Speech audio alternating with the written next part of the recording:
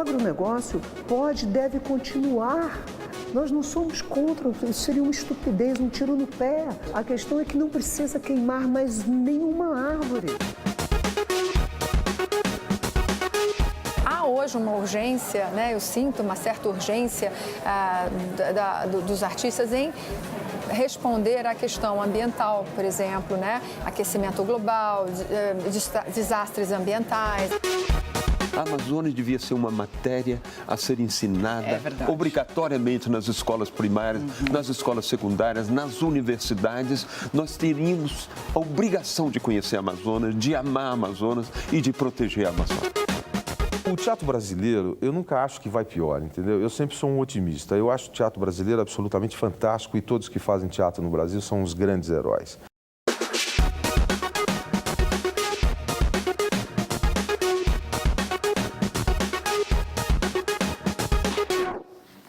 Olá, boa noite, Metrópolis no ar. Paris está em chamas. Não, é a Amazônia que está queimando. No Metrópolis de hoje, o foco é a nossa floresta tropical em perigo pelas queimadas que ocorrem nessa época do ano, mas nunca nas proporções que estamos vendo. Os satélites confirmam a devastação. A reação é mundial.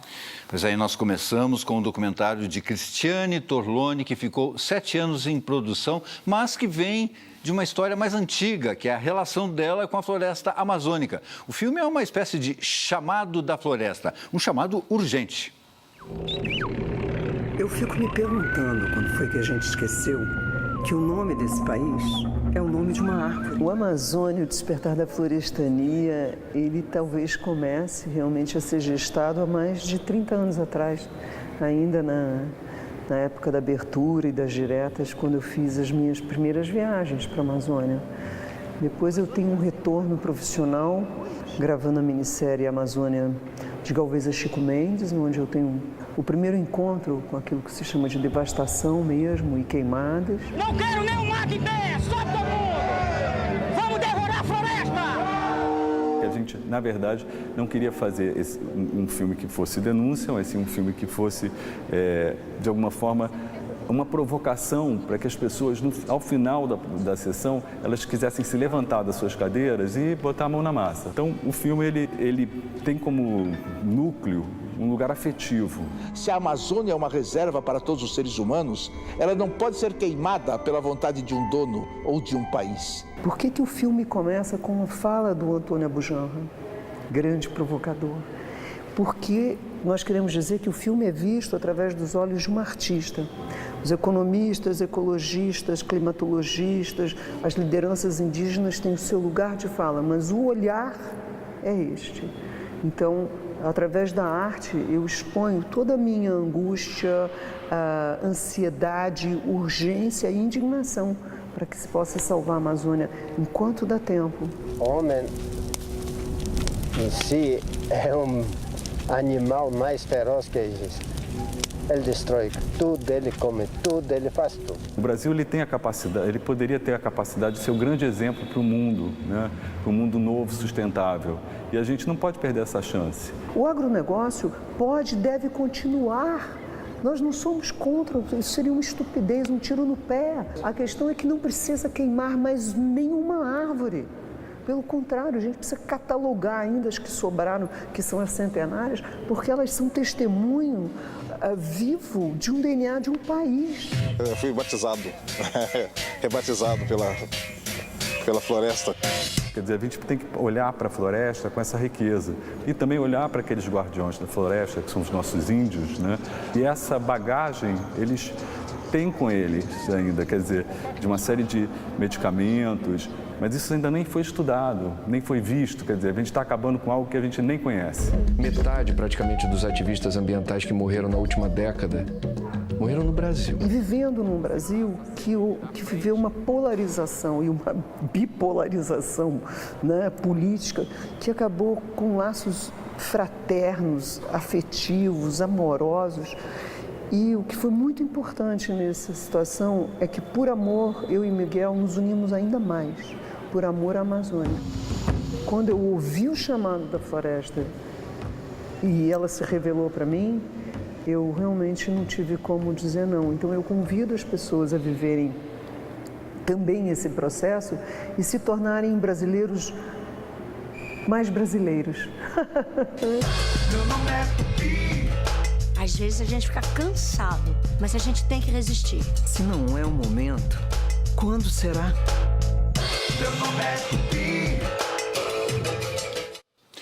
A exploração predatória da Amazônia também é tema da série Aruanas. Quem dá a dica é o nosso colaborador Tony Góes. Um trator, uma arma, um bilhete, um telefonema ameaçador, a corrupção, a ganância, o medo. Nada pode nos parar. Somos 4 e juntas somos uma mesma força. O melhor da luta é estar ao lado de quem luta com você. A série Aruanas é uma aposta arriscada da Globoplay. O assunto é ecologia, que não costuma gerar grandes campeões de audiência. Eu tinha medo, mas a gente tinha um ideal. E o ideal, ele sempre é maior do que o medo. A produção também é complicada, requer muitas gravações na Amazônia. Mesmo assim, o serviço de streaming da Globo está tão confiante que já encomendou uma segunda temporada. A primeira já está disponível. Quem gosta de floresta é índio e celebridade, Felipe. O povo gosta de dinheiro e dinheiro não vai faltar. A série, na verdade, é muito boa, porque os roteiristas souberam temperar uma trama de combate à poluição de um rio da Amazônia com os dramas pessoais das protagonistas. Todas elas têm problemas sérios. Uma, por exemplo, tem um caso com o marido da outra, tem uma terceira que é perseguida pelo namorado, ex-namorado, que é muito violento, e todas elas são ativistas de uma ONG fictícia, chamada justamente Aruanas. Dizem que vai ser maior que Serra Pelada. Nós somos de uma ONG ambiental, nós viemos garantir que a fiscalização tenha acesso ao garimpo. Essas vagabundas querem o quê? Acabar com a nossa atividade? O elenco é excepcional. Tem a Leandra Leal, Thaís Araújo, Camila Pitanga, Débora Falabella. E a história da produção é um pouco curiosa. Aruanas nasceu como um projeto da Maria Farinha, que é uma produtora até então especializada em documentários, ligada àquela ONG Alana. É uma produção bem cara, mas com cenas de ação espetaculares, muito diálogo bom e uma preocupação que é cada vez mais constante, que é a defesa do meio ambiente. Por isso que eu recomendo Aruanas, na Globoplay.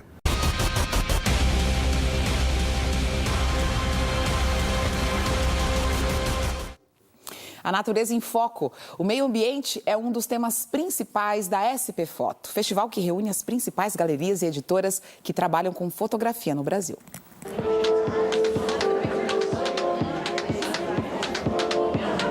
Tem muita coisa, porque tem cerca de 350 profissionais aqui expondo, 1000 obras. Então, eu acho que é sempre interessante começar, talvez, um lugar comum, começar um pouco pelos mais antigos. Então, pelas fotografias vintage, pelas fotografias feitas no início do século passado, até chegar no contemporâneo, que tem representantes ícones da fotografia. Tem alguns representantes internacionais também, que acho que é sempre interessante, né? O Ballester, Manuel Ballester, que é um espanhol, Martin Parr, inglês, Francesca Woodman, americana. Então é interessante também a gente ter contato com a produção. O David LaChapelle, um fotógrafo que se eternizou aí pela produção dele voltada à moda e às celebridades, né? Eu acho que os artistas, de forma geral,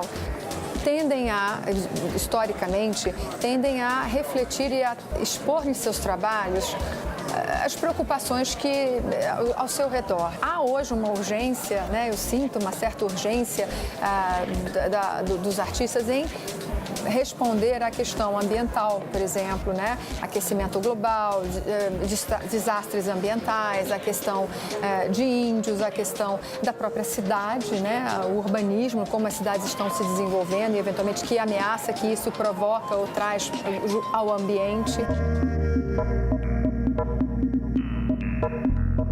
Eu escolhi artistas que estão no cenário atual, né, da fotografia.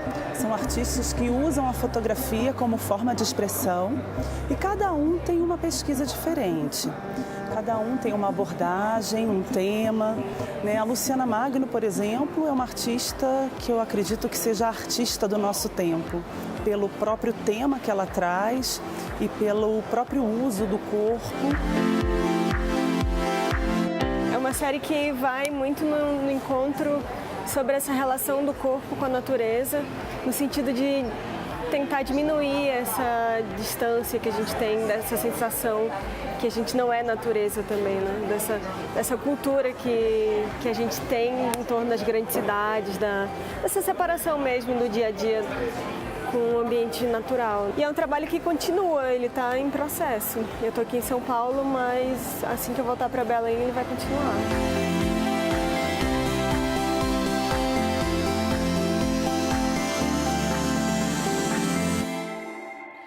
E no próximo bloco tem Sebastião Salgado falando do novo projeto, uma expedição na Amazônia. E tem mais fotografia agora. Na Fundação Cartier, em Paris, uma exposição reúne o trabalho de artistas botânicos e filósofos que focam o olhar nas árvores. O fotógrafo Cássio Vasconcelos é um dos brasileiros na mostra. Na série Viagem Pitoresca pelo Brasil, ele reedita as incursões de artistas como Rugendas e Debré pelas matas. A série foi feita na Floresta da Tijuca, no Rio de Janeiro, destruída por plantações de cana e café, mas replantada a partir de 1871, a mando de Dom Pedro II.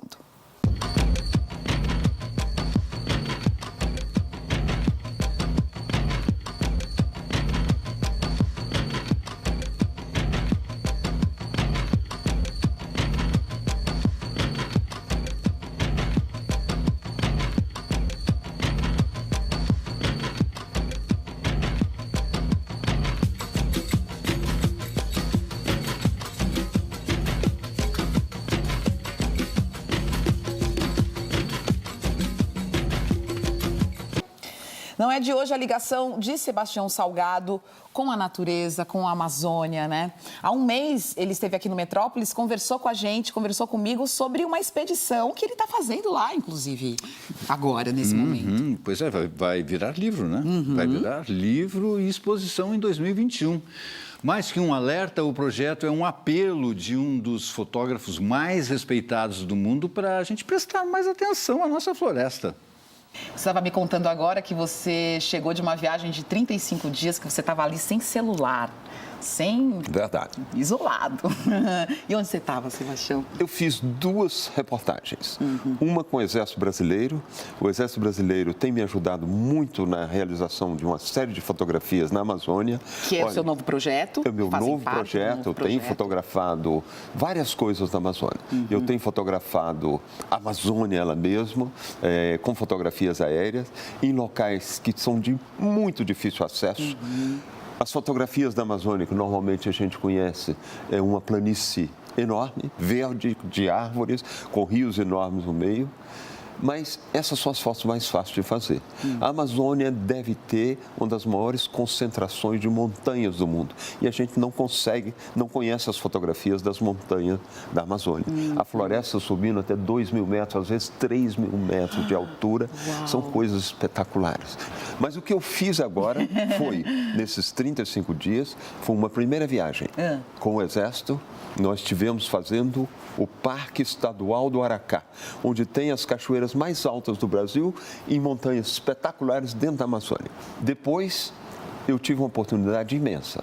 O INPA, que é o Instituto Nacional de Pesquisa da Amazônia, me ajudou a montar uma viagem pelo Parque Nacional do Jaú. O Parque Nacional do Jaú é um parque colossal, é um rio colossal. E agora, época das cheias, as águas altas, nós saímos de Manaus e, pra você ter uma ideia, eu saí da terra, entrei no barco e durante 25 dias eu naveguei. Nessa viagem, eu fotografei exclusivamente a floresta, as árvores, as vegetações, o reflexo da toda essa vegetação nos rios, o reflexo das nuvens, as tempestades, chuvas maravilhosas. Olha, é um espetáculo que maravilha, que vontade de estar com você. Ainda bem que você está fotografando tudo para a gente ver depois. E essas fotografias nós vamos apresentar simultaneamente a partir de 2021 em vários museus. Aqui em São Paulo vai ser no Sesc, da 24 de maio. No Rio de Janeiro vai ser no Museu do Amanhã. E em Paris, na Cité de la Musique, porque essa exposição ela vai estar ligada com a obra musical da Amazônia. Tudo que o Villa-Lobos compôs para a Amazônia. Que projeto maravilhoso. Pois é, com vários outros grandes compositores, com a música popular da Amazônia, das tribos indígenas. Nós queremos trazer a Amazônia outra vez. Olha, a Amazônia é a maior concentração de biodiversidade do mundo. A Amazônia é responsável por toda a corrente de umidade que banha o planeta. A Amazonas tem no seu seio uma quantidade imensa de tribos. Existem mais de 80 grupos indígenas na Amazônia brasileira que nunca foram contactados. Então, a Amazonas oferece à espécie humana uma possibilidade de conviver com a sua pré-história. É uma coisa colossal. É claro. Isso tem que transformar a gente. Não é possível que isso não transforme a gente. Mas olha, eu aproveito aqui, por favor, Sebastião, vocês para fazer uma transmissão ao Brasil, às autoridades brasileiras. A Amazonas, ela representa praticamente 50% do território brasileiro. Olha que o Brasil é um país imenso. É o 5º maior país do planeta. São 4.200.000 quilômetros quadrados o ecossistema amazônico. E ele precisa ser preservado. E para ser preservado, ele precisa ser conhecido pelos brasileiros. A Amazônia devia ser uma matéria a ser ensinada obrigatoriamente nas escolas primárias, nas escolas secundárias, nas universidades. Nós teríamos a obrigação de conhecer a Amazônia, de amar a Amazonas e de proteger a Amazônia. Claro. Do cidadão comum, da criança ao presidente, né? Teria que conhecer a Amazônia. Principalmente o governo brasileiro de hoje, não é? Que tem projetos que ameaçam muito a Amazônia. Então, essas tribos têm que ser protegidas. Essa grande riqueza, a maior riqueza do planeta está na Amazônia. Então, hoje nós temos obrigação de extrair dessa floresta uma grande quantidade de recursos biológicos para alimentação, para a indústria cosmética, para a indústria médica. Nós temos a obrigação de criar o maior espaço turístico protegendo a floresta. Para colocar em prática um projeto desse, nós não temos que retirar uma só árvore. Nós temos só que preservar e extrair dessa floresta. E não destruir, porque nenhum projeto econômico que compreende a destruição da floresta amazônica, ele garante um retorno nem ínfimo do que foi destruído. É verdade. Sebastião, obrigada. Obrigada pelas fotos, obrigada pela reflexão. É um prazer estar com você sempre. Prazer. Obrigado, Adriano. E nas redes sociais, artistas do Brasil e de fora se manifestam contra as queimadas na Amazônia. Ainda que algumas fotos usadas sejam de incêndios antigos, a luta para preservar a floresta é atual, real e urgente. É, atual, real e urgente. E tem criações artísticas circulando na rede que conseguem, de alguma forma, captar esse sentimento geral de tristeza, de revolta. Veja a performance da atriz Vera Holtz e o desenho da dupla de artistas, os Gêmeos.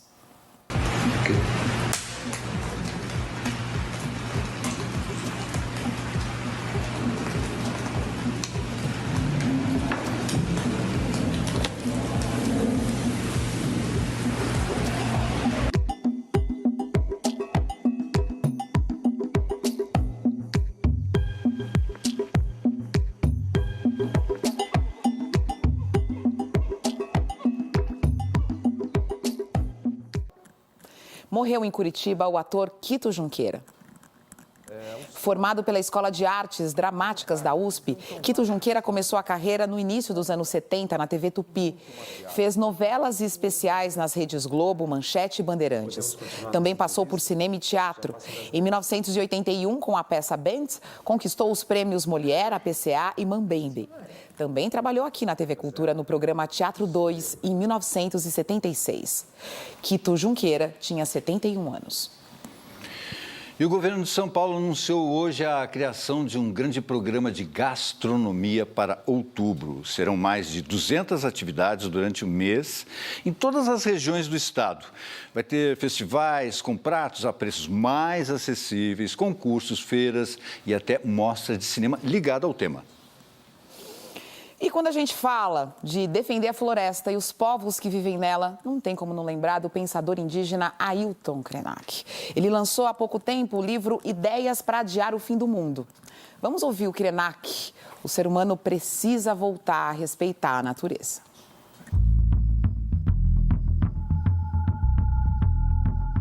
Já caímos em diferentes escalas e em diferentes lugares do mundo. Mas temos muito medo do que vai acontecer quando a gente cair. Sentimos insegurança, uma paranoia da queda, porque as outras possibilidades que se abrem exigem implodir essa casa que herdamos, que confortavelmente carregamos em grande estilo, mas passamos o tempo inteiro morrendo de medo. Não é a contação de história no sentido do que nós estamos mais familiarizados, que é um autor de contos ou de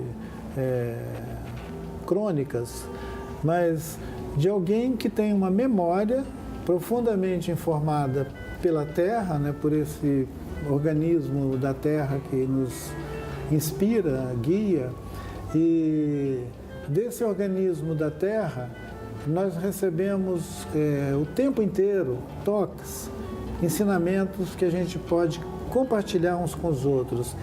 É dessas narrativas e é dessas contações de história que eu me alimento. As pessoas podem viver com o espírito da floresta, viver com a floresta, na floresta.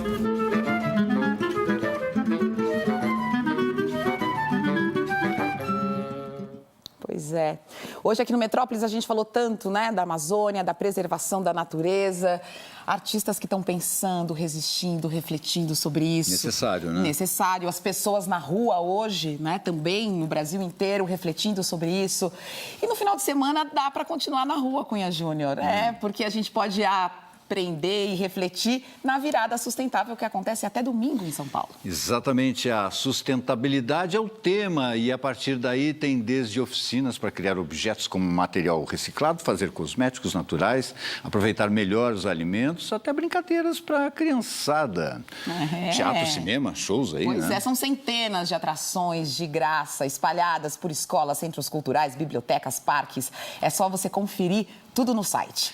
Por exemplo, vai receber no domingo, no Ibirapuera, né? A Anelise Assunção, a Orquestra Jovem Tom Jobim, ao lado da Zélia Duncan e Lued Luna. Oba, Lued Luna, vamos com essa cantora baiana para encerrar o Metrópolis? A seguir tem Jornal da Cultura. Viva a natureza, viva a Amazônia, tamo de olho. O mundo inteiro diz isso. Tchau, até domingo, 8 da noite.